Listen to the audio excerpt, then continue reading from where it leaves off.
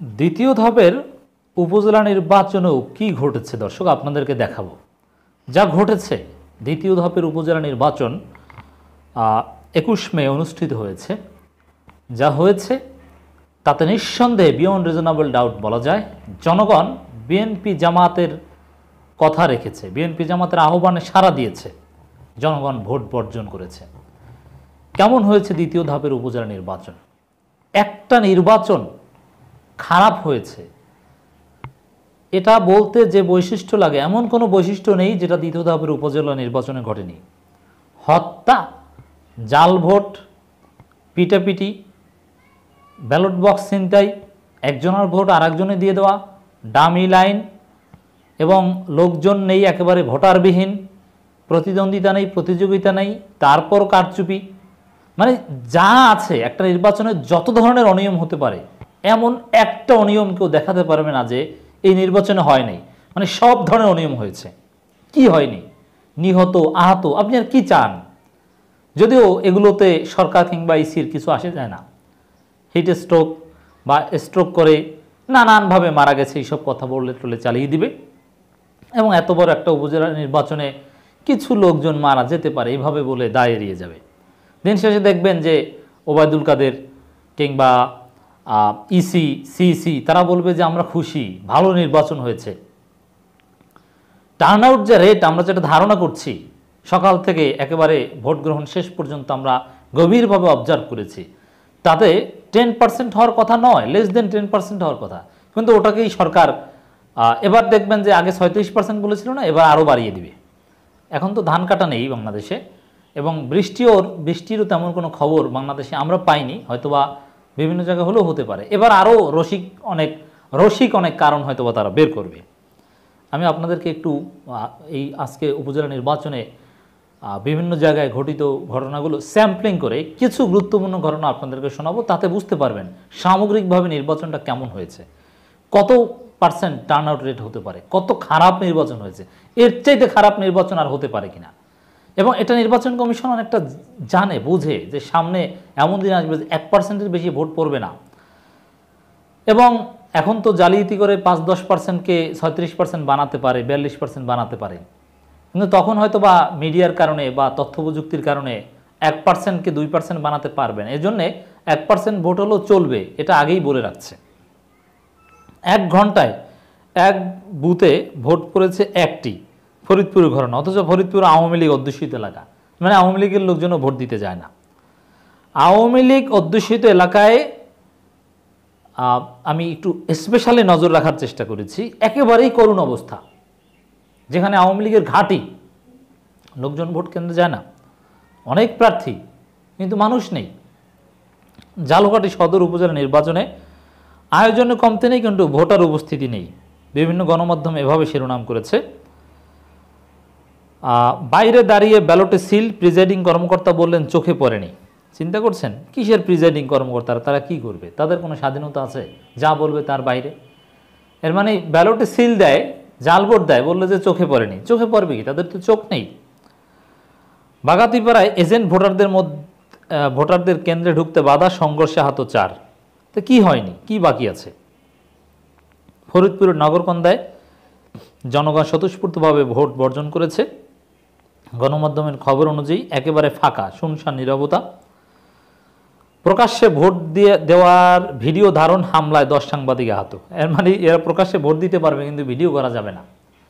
এখন প্রকাশ্যে ভোট যে আরও কত জায়গায় দিয়েছে সব তো আর ভিডিও করা সম্ভব হয়নি, সব জায়গায় তো আর ভিডিও করতে সাংবাদিক যায়নি, 2-1 জায়গায় গিয়েছে। মানুষের মনেই নেই যে ভোট হচ্ছে। তা চিন্তা করেন, ঢাকা পোস্টের একটা রিপোর্ট, যশোরের জনগণ বলছে যে মানুষের মনে নাই। এখন এই যে নির্বাচন কমিশন, ওবায়দুল কাদের বা এরা যে রসিকতা করে, যে ধান কাটার মৌসুম, বৃষ্টি, আবার ঘুমিয়ে পড়েছিল মানুষ, এখন এটা নিয়েও হয়তো বা রসিকতা করবে আওয়ামী লীগের লোকজন, আওয়ামী কমিশন, যে মানুষ আসলে ভুলে গেছিল, এই কারণে ভোটার টার্ন আউট রেট কম, ভোট কেন্দ্রে আসেনি। আসলে ভুলে না গেলে ঠিকই অনেক ভোটার আসতো। এখন এটা একটা আওয়ামী লীগের কাছে সুন্দর কারণ হতে পারে। দর্শক, এই পরিস্থিতিতেও বিএনপি ভোট বর্জনের আহ্বান জানিয়ে ভোটের দিনও আজকে বিভিন্ন জায়গায় মাঠে ছিল। ফরিদগঞ্জ উপজেলা পৌর বিএনপি চাঁদপুরে ভোট বর্জন করার আহ্বান জানিয়ে লিফলেট বিতরণ করেছে বিএনপি। ভোট কেন্দ্র দখল নিয়ে সংঘর্ষে আহত 10। এর মানে কেন্দ্র দখলও তো হয়েছে, কি হয়নি? বকশীগঞ্জে ভোটকক্ষে সাংবাদিকদের ছবি ও ভিডিও নিতে এসিল্যান্ডের বাধা, দিলেন হুমকি। এর মানে কারচুপির ভিডিও বাইরে প্রকাশ করলে কেমন না? এই যে আমরা বলবো, ট্রল করব। বালিয়াকান্দিতে ভোটকেন্দ্রে গুলিবর্ষণ, সংঘর্ষে নিহত 1। নিহত আরও বেশ কিছু খবর আমাদের কাছে আছে। কোনো নিহতকে স্ট্রোক বা স্বাভাবিক মৃত্যু বলে চালিয়ে দিচ্ছে। ময়মনসিংহের 3 উপজেলা চলছে ভোট, কিন্তু ভোটার নেই, গণমাধ্যমে এভাবে বলছে। রাজশাহীতে 2 চেয়ারম্যান প্রার্থী সমর্থকদের মধ্যে সংঘর্ষ, 5 জন আহত হয়েছে। মানে কি হয়নি? চট্টগ্রামে ফটিকছড়িতে ভোটারদের খোঁজখবর নেই, কিন্তু ভোট গ্রহণ করতে বসে আছেন সবাই। নাটোরের লালপুর উপজেলায় একেবারে শুনশান নীরবতা, কোনো মানুষ ভোট কেন্দ্রের আশেপাশেও নেই। নোয়াখালীর চাটখিলে 2 ঘন্টায় 1 বুথে ভোট পড়লো 1 ভোট। তো ওবায়দুল কাদের এলাকা নোয়াখালী, তো 2 ঘন্টায় 1 ভোট, অনেক, একেবারে শূন্যতা নেই। এই জন্যই মনে হয় নির্বাচন কমিশনার বলেছিল যে 1% ভোট পড়লেও গ্রহণযোগ্য। তো একটা তো পড়েছে, পার্সেন্ট বলতে পারো না, বলবে যে একটা হলো। কিছুদিন পর বলবে যে শিডিউল ঘোষণা করলেই গ্রহণযোগ্য।